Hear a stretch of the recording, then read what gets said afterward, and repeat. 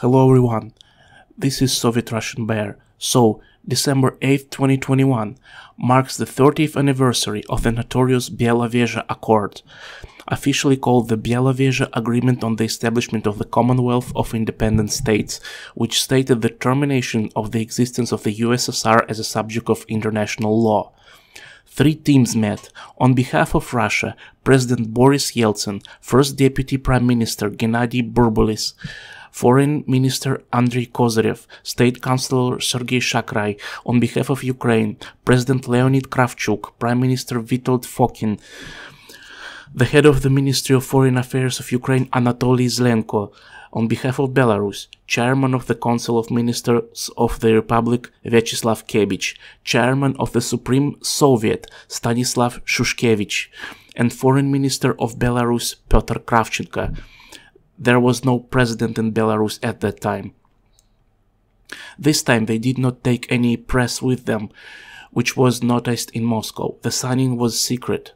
The president of the USSR, Mikhail Gorbachev, knew nothing about the meeting or the agreement signing.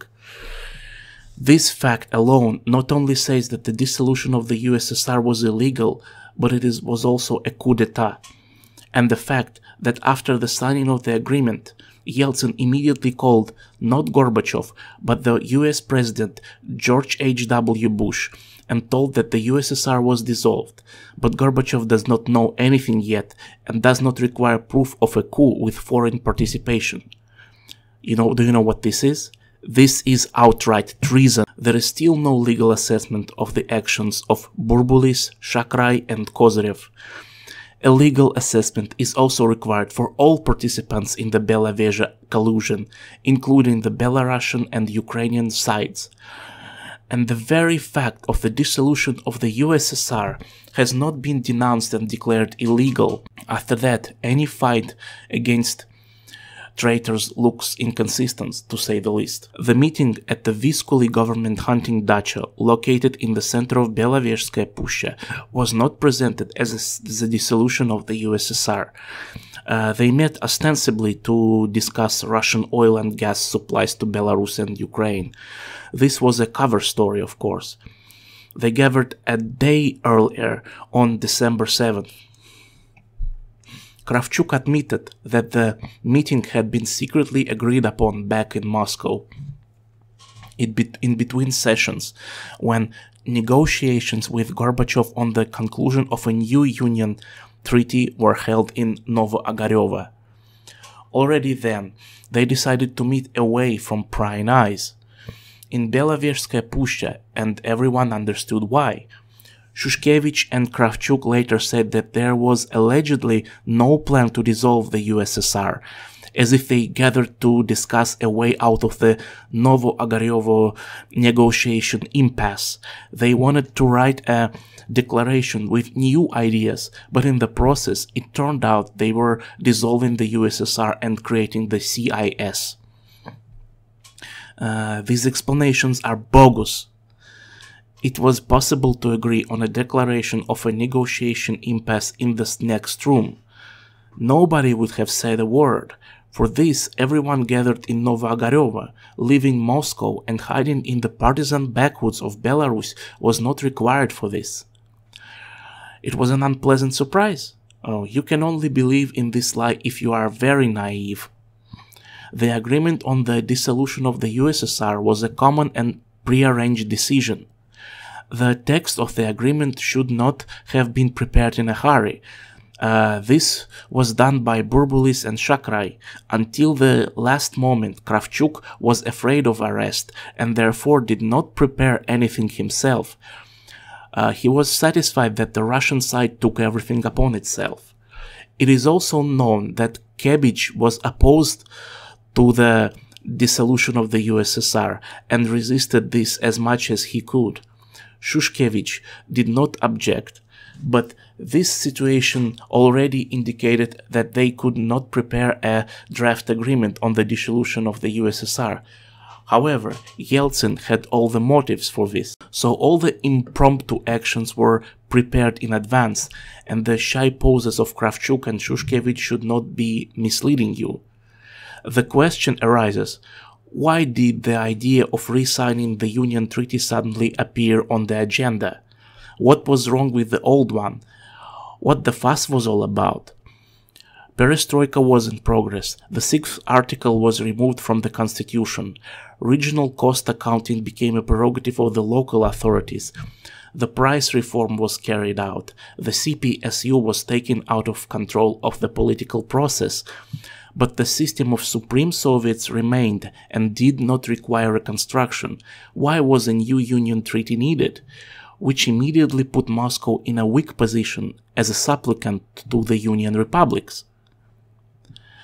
After 30 years, it is clear that Gorbachev, who had lost his social support, was looking for new legitimacy. The people already hated him. He destroyed the Communist Party of the Soviet Union, undermined the base of the security forces by surrendering Central Europe to NATO, and betraying the heads of all Allied states. He needed a new ship to replace the almost sunken one, sunken by Gorbachev himself. Gorbachev wanted to move comfortably to this ship and settle there in a new position, maybe even the position of a captain. To do this, he embarked on trade-in sovereignty. At first, he handed it over to the West, and then he could no longer stop due to the process that had gained momentum. Having it hung in the air, Gorbachev began to seek support from regional elites. It was not Yeltsin, but Gorbachev who first promised them as much sovereignty as they could swallow. Only he called it in other words. It all started with the development of the concept of regional cost accounting for Estonia. There they received this task and tried to get out of it, believing that after the completion they all would be jailed. Outright separatism bulged like an all out of a bag. But in Moscow they made it clear that everyone would be jailed not for developing a concept, but for refusing to develop it. The genie was out of the bottle. The point of no return was passed. The regional elites realized that Moscow was so weak that it was not even bargaining, but begging. It was impossible to miss such a chance. Gorbachev, in the fight against Yeltsin, was already to turn not only the USSR but also Russian Federation into a confederation. A plan to give the Russian autonomies the status of Union republics was developed. All this was in exchange for political support against Yeltsin. In turn, Yeltsin strove to defend his power by any means. He saw how the leaders of the autonomous regions were already crowning into Gorbachev's office, dictating their terms. They were counting hours. And before the announcement of the change in the status of Russian autonomies planned by Gorbachev on June 12th, the Russian Supreme Soviet adopted a declaration of the state sovereignty of Russia. If Yeltsin had been one night later, then Russia would have disintegrated like the USSR. The Act on Sovereignty knocked all the trump cards out of Gorbachev's hands. The territorial integrity of Russia was saved, but at the cost of the USSR. But make no mistake, Yeltsin betrayed the USSR and saved Russia not out of patriotism, but out of power hunger. The parade of sovereignties began earlier in Novoogarevo.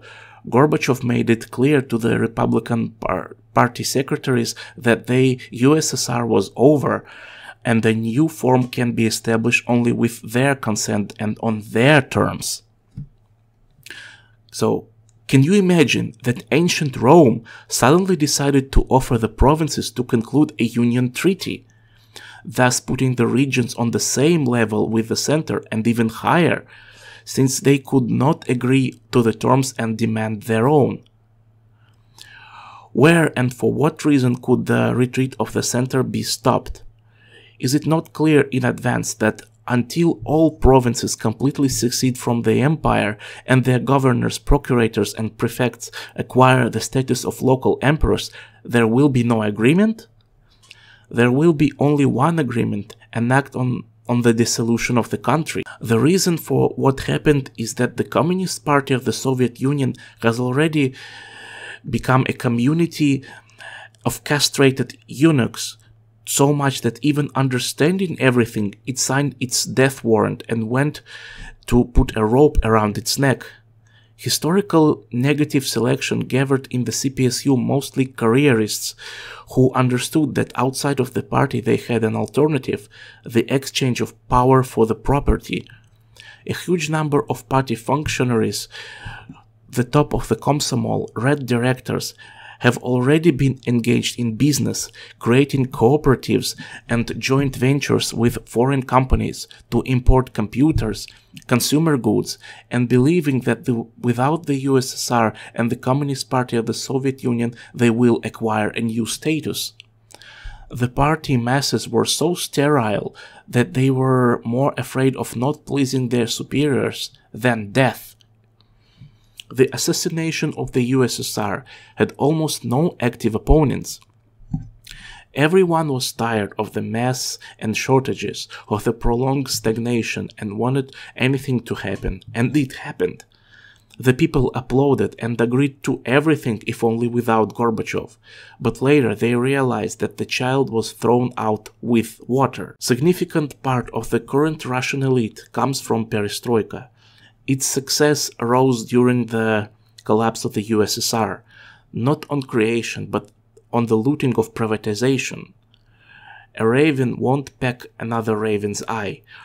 There are no legal decisions on the illegality and criminality of the Belovezhskaya collusion yet. But generations change, and what contemporaries cannot do, descendants can. The trial under the Belovezhskaya agreement is inevitable, as the Nuremberg Tribunal.